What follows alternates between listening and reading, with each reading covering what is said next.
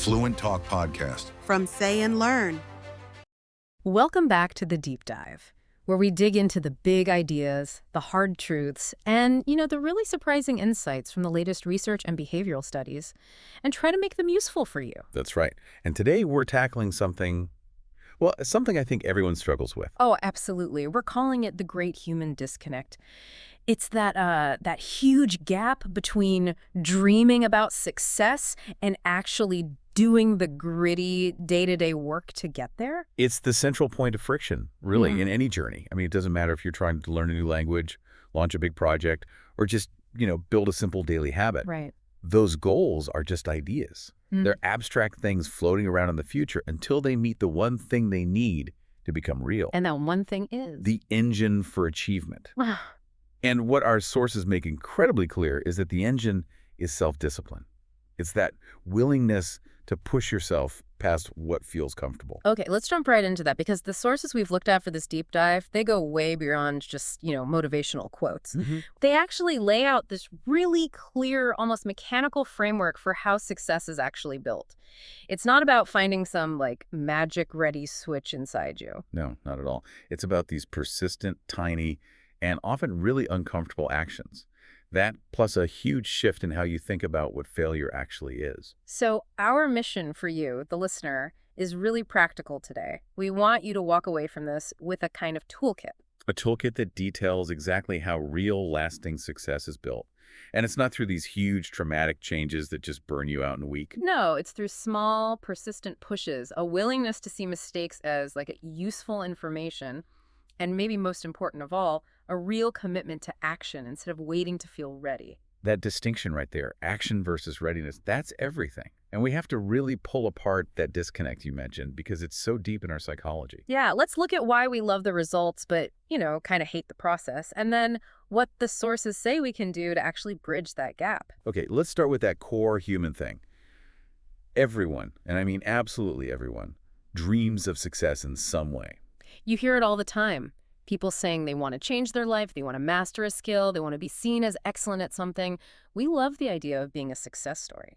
But what is it about that idea that's so powerful? The sources say it's the celebration, it's the praise, the feeling of achievement that comes after the work is done. We're wired for the reward, right? That dopamine hit of I did it. Exactly. We are completely focused on the destination. But the hard truth that just keeps coming up in our research is that the part people consistently actively avoid is the part that has to come first. The actual work? The work, the pain, the discomfort, the psychological strain. Yeah. All the stuff that has to happen before you get the celebration. It's this fundamental avoidance of a little bit of difficulty now for a lot of comfort right this second. It's like we misunderstand the whole process of growth. I mean, if success was easy, if the path was always comfortable, everyone would be successful all the time. Yeah, the very thing that makes success valuable is that most people quit when it gets hard. The difficulty is a kind of filter.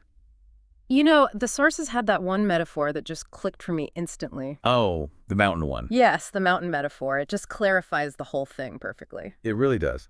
Everyone wants the view from the top of the mountain. You imagine standing up there, the feeling of triumph, the clear air, that sense of conquering something huge. That's a photo you post online, right?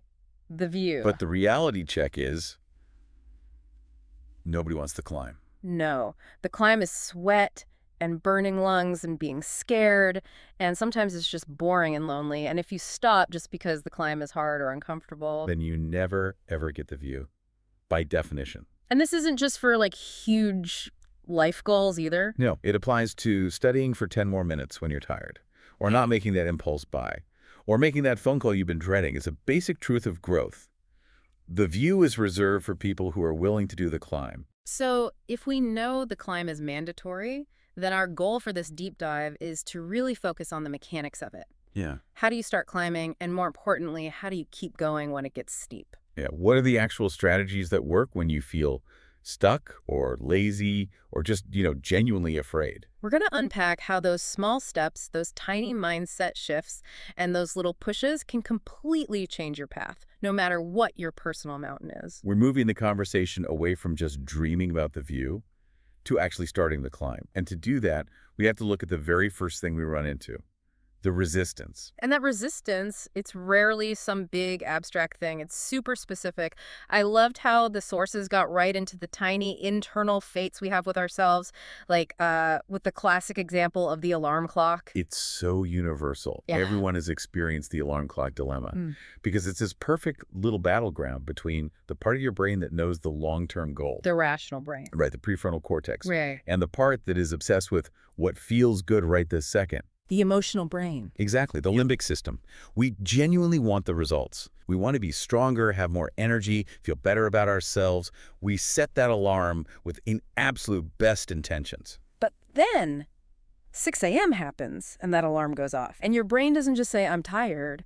It launches a full-on legal defense for staying in bed. A brilliant one. Yeah. It's so persuasive. Yeah. That little voice immediately says something like, wait, recovery is key for performance. Sleep is also health. If you get up now, you'll be tired later. So hitting snooze is actually the more strategic, healthy choice. It's amazing. It's instant gratification wearing a lab coat, pretending to be scientific. Totally. Or what about planning a run? You've got your shoes out, you know the route, and all of a sudden your bed or the couch just feels extra comfortable. Oh, unbelievably comfortable. Like it's never been that comfortable before. And that's not just laziness. The sources suggest that's your limbic system just screaming, warning, risk of effort detected, maintain current low energy state. And that little moment, that 5-second negotiation with yourself, that's where everything dies. That's it. You say tomorrow, definitely tomorrow. And then all those tomorrows stack up and they become this huge psychological debt that convinces you the goal was just too hard to begin with. So this gets to the core insight, right? Most of us stop, not because we can't do it, not because we don't want it, but because we are just afraid of feeling uncomfortable. We mistake that internal resistance, that little bit of friction, for a sign that it's impossible or that we're not good enough. We choose the comfort we know right now over a gain that's uncertain in the future. And we make that choice thousands of times. The key, according to all this research, is to reframe what that moment of discomfort means. It's not a stop sign. It's not a signal to retreat. It's a signal that growth is about to happen. It's a signal of impending adaptation. Okay, let me pause you there because this is important for anyone listening. If the rule is just push through discomfort, how do you tell the difference between good, necessary discomfort for growth and the bad kind? The kind that's telling you you're about to get injured or burn out? That is a critical question, and the sources are pretty clear on this. They differentiate between what they call psychological friction and actual physical depletion. Okay, what's the difference? Psychological friction is that feeling when the alarm goes off or when you're staring at a blank page. It's that I don't want to feeling. Pushing through that is almost always good for you. It's temporary, and it leads to adaptation. And depletion. Depletion is when your body is genuinely out of resources. It's true exhaustion or pain. But the thing is, most people quit way back in the friction phase. They never even get close to depletion. So the discipline we're talking about is really about overcoming the inertia of just starting. Exactly. Once you're actually 5 minutes into the run, that psychological discomfort usually fades, and then you can pay attention to your actual physical limits. The goal isn't to ignore your body's limits, it's to get past your mind's resistance so you can find out where those limits really are. That makes sense. We're aiming for adaptation, not injury. Which brings us back to that cold water analogy. It's such a perfect picture of what's happening inside us. It's a fantastic way to visualize it, because when you jump into cold water, the first few seconds are a pure shock. Yeah, everything tenses up. Your body goes into fight or flight, your breath catches, your muscles clench, and every single instinct you have is screaming, get out now. That is pure psychological friction. Your brain thinks you're in danger. It does. But if you can just push through that initial shock, that very short, intense moment, something amazing happens. Your body starts to adapt. Your parasympathetic nervous system kicks in. You start to consciously slow your breathing, you relax your muscles, and your body starts to regulate its own temperature. The water is still cold, objectively, but your internal system has adjusted. Now it feels refreshing, invigorating even. And that adjustment, that's the growth. It's not about being in the water. It's about what happened inside you. It's the proof you gave yourself that you can handle something difficult. That moment is the real test. Doing what you said you would do, even when your default programming is screaming for comfort. That uncomfortable moment is the gatekeeper. And once you push through it, you teach your brain that discomfort isn't deadly. It's just information that comes before a positive change. So if you win that 5-second battle with the snooze button, you haven't just won today's workout. You've won a much bigger battle for your own self-trust. And that victory makes the next challenge just a little bit easier. And what so often stops us from even getting to that battle is this habit of waiting for the perfect time, the perfect mood. And that brings us to the next big idea we have to deconstruct. The myth of readiness. Oh, the myth of readiness. It's probably the sneakiest form of procrastination there is because it feels so responsible. It does. It's not laziness, it's preparation. Right. We wait for perfection. We wait until we feel confident or until we have more time or until every single little thing is perfectly lined up. It creates a hurdle that's impossible to clear. We tell ourselves, I can't start learning that language until I have the perfect desk setup, or I can't launch my business until this plan is 100% bulletproof. We think courage is something we have to be given first, like a shield, before we can go into the fight. But the powerful truth from all the sources is the complete opposite of that. Courage is earned, not given.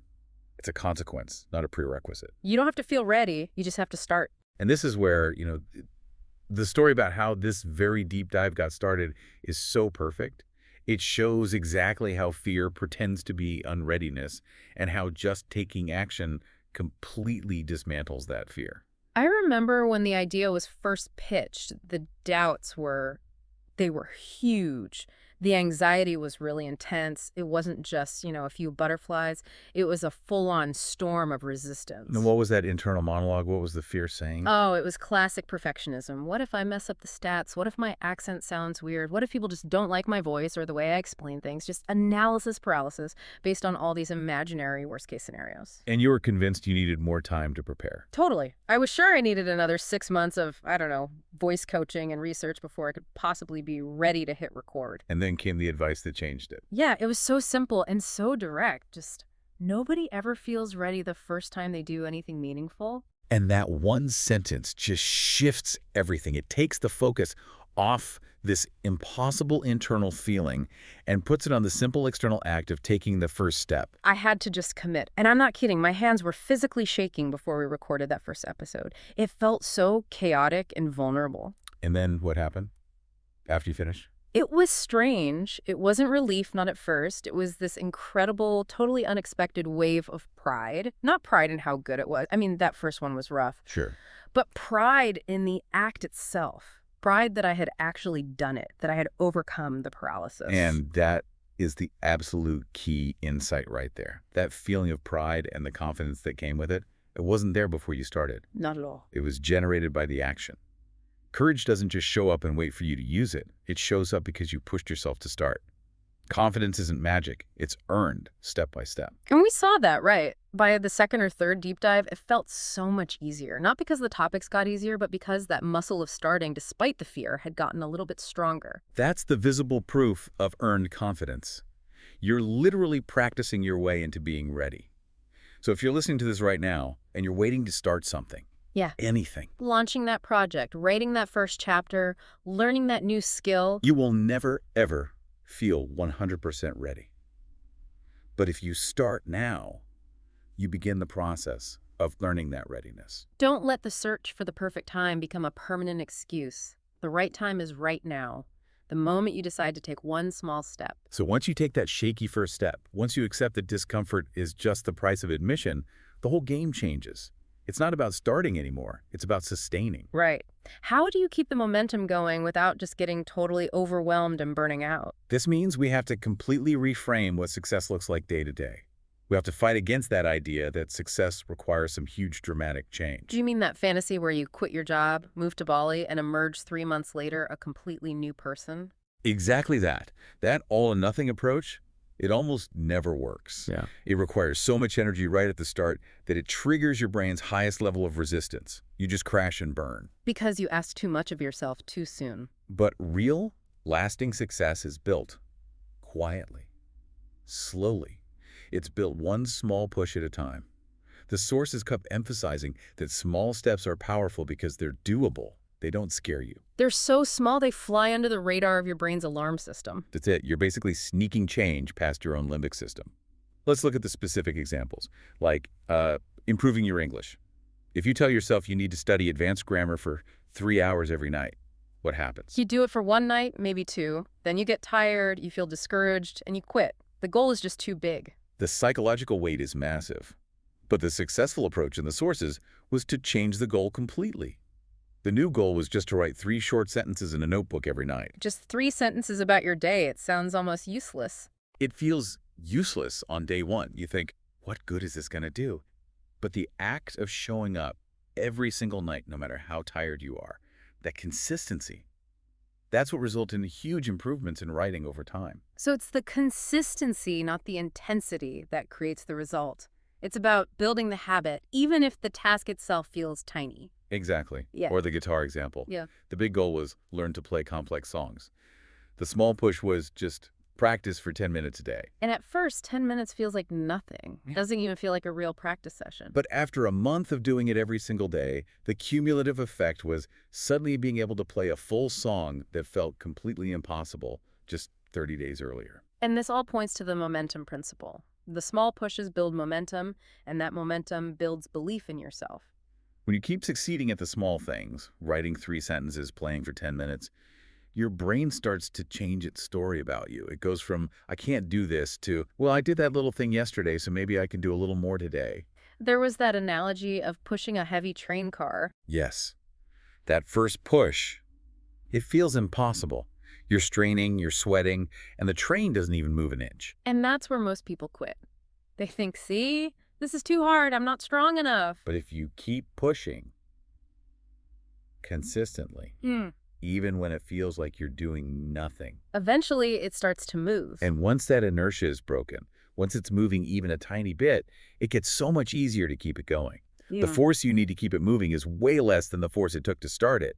And soon, its own weight starts working for you. It becomes unstoppable. And that feeling, that unstoppable feeling, that's what self-discipline feels like when it takes over. So success, especially at the beginning, isn't about being perfect. It's just about being present. Just showing up. Showing up for yourself for 5 minutes, even when you're tired, even when you're not inspired, it teaches your brain you're serious.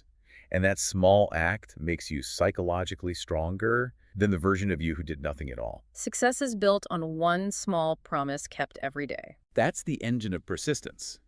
That quiet integrity of doing what you said you would do, even when no one is watching. Okay, so you're pushing yourself, you're building momentum, but it's inevitable that you're going to make mistakes. You're going to fail at some point. And this is where so many people get completely derailed. This is a huge one.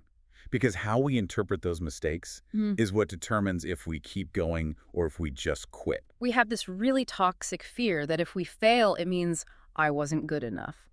Or we see these stories online and think that success means you never, ever make mistakes. That black and white thinking is just crippling. It makes any little stumble feel like this catastrophic final judgment on who you are as a person. But the truth, when you synthesize all these sources, is so much more liberating. It's that success needs mistakes. It absolutely does. Mistakes are necessary. They show you with perfect clarity what doesn't work.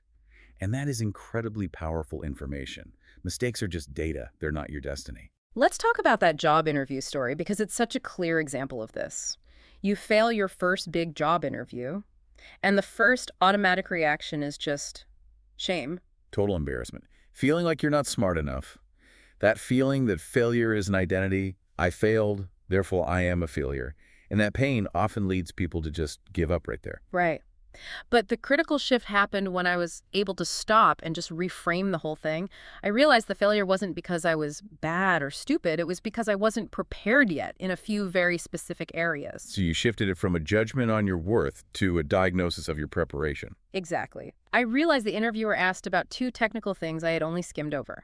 My lack of preparation wasn't some deep character flaw. It was a simple mistake in how I'd spent my study time. And once you saw it as a list of things to study for the next interview, The shame just vanished. It was replaced by this intense, focused motivation. The failure became feedback. It told me exactly where to put my energy next time. Without that first painful failure, I never would have known. that's the reframe. You got feedback, you didn't lose the game. And then there's the other side of it, the story about giving up too early. The deleted YouTube video. Oh, that one still stings a little. Yeah. I put up my first video. It got maybe 10 views, and I was so embarrassed by the low number that I just deleted it. And that act of deleting it. Yeah. That's the moment the fear of failure wins. And the regret came later when I realized those 10 people watched. It wasn't zero. It was a tiny but real audience. It was a lab where I could have learned something. Deleting it just stopped the whole learning cycle before it even began. Which is why that GPS analogy from the sources is so perfect. Failure doesn't mean you're done. It just means you're still in training. Right. A GPS doesn't yell, "You're a terrible driver," trips over when you take a wrong turn. No, it just calmly says, recalculating. Yeah. It accepts the new data, your current position, and it immediately plots the next best route to your destination. There's no shame, no judgment, just a course correction. So the big takeaway for anyone listening is, next time you mess up, don't quit. Just adjust. Embrace the recalculating moment. Pushing yourself means being brave enough to listen to the lesson inside the failure, instead of just getting overwhelmed by the feeling of it. Failure just proves you're trying something hard. It means you're moving, and now you're smarter than you were 5 minutes ago. That's progress. So once you get a handle on the fear of starting and the fear of failure, there's this next constant challenge that never really goes away. And that's the comparison trap. The highlight reel. It is maybe the fastest way to kill your own quiet, steady effort. And it's so painful because it's everywhere. You scroll through social media, you look at your peers, and that immediate voice in your head just says, they're doing so much better than me. You see the person who's fluent in 3 languages, the one with the perfect body, the one who seems to be traveling constantly, and you just feel this awful sense of being behind, too slow, inadequate. And we always forget, that people are only showing us the final product, the win, the highlight. They're absolutely not posting about the days they were tired and scared or the 3 projects that failed before this one worked. They are curating an image of effortless success. And when you compare your own behind the scenes, your real, messy, slow progress to someone else's perfectly edited highlight reel, you will always feel like you're losing. It's a game you are guaranteed to lose because you're comparing your reality to their fiction. Okay, but let me challenge that for a second. In some fields, like being an entrepreneur or an artist, that external highlight reel can feel kind of necessary. You need it to get funding, to get seen. So how do you ignore it when it feels like a requirement for your own progress? That's a great point. The sources aren't saying you should ignore success metrics entirely. They're saying you have to abandon the emotional comparison of your timing and your path to someone else's. So you can analyze their methods, but not their timeline. Precisely. You have no idea what their starting point was, what resources they had, what challenges they're facing that you can't see. You cannot copy someone's path. And the most dangerous part of comparison is that it just sucks up all your mental energy. If I'm worried about how fast someone else is running, I'm not focused on my own form. That's the running your own lane analogy. If you're in a race, you have to keep your eyes on the track in front of you. The moment you start turning your head to see where everyone else is, You lose your stride. You trip on your own path. your focus is broken. Yeah. Your own progress stops. So if you're listening and feeling that panic of everyone is ahead of me, you need to hear this. You are not behind. You are on your timeline. And the moment you stop comparing, your journey becomes quieter, more focused, and more yours. Pushing yourself isn't about being faster than them. It's about being more consistent for you. And being consistent for you means recognizing the vital role of rest. We often go from the comparison trap straight into the guilt trap.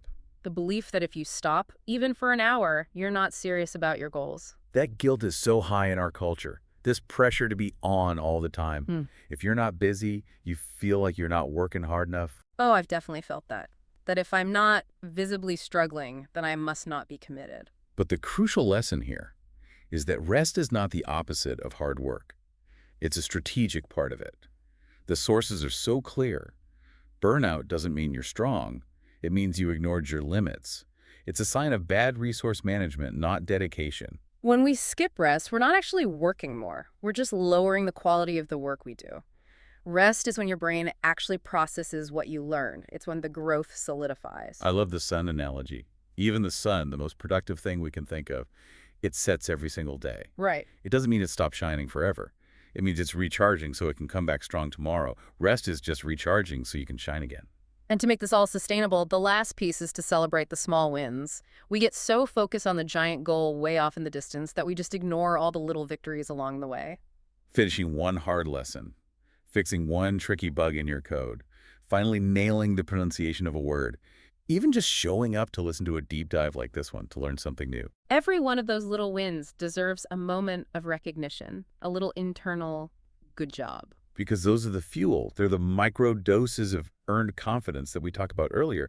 They reinforce the belief that your actions are leading to good outcomes. It's the mountain climbing analogy again. If you just stare at the summit the whole time and never pause to look back at how far you've come, you'll lose the joy of the climb, and you'll probably burn out before you get there. Pushing yourself has to include pausing, smiling, and acknowledging, hey, I'm doing it. I'm farther along than I was yesterday. If you are still trying, you are already succeeding in the most important way. So when we put this all together, it's not just a list of tips, it's a cycle. It's a whole system for persistence and growth. It really is. Let's just quickly walk through that cycle one last time, because all these pieces work together. Okay, so first, you have to step out of your comfort zone. You embrace that initial discomfort, knowing it's the sign that growth is happening. Second, you act, even when you don't feel ready. You understand that courage is something you earn by doing. It's not something you're given beforehand. Third, you push a little every day. Those small, quiet steps that don't feel scary, because you know that consistency is what builds that unstoppable momentum. Fourth, you learn from failure. You don't quit, you adjust. You hear that GPS in your head saying, recalculating. Fifth, you stop comparing. You run your own race, in your own lane, at your own pace. And sixth, you rest.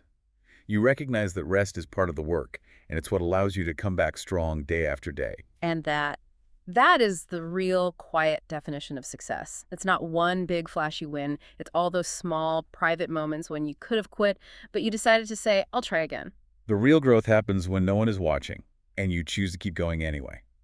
So we want to leave you with one final thought to take with you. That success isn't really about reaching the top of the mountain. It's about who you are forced to become on the way up.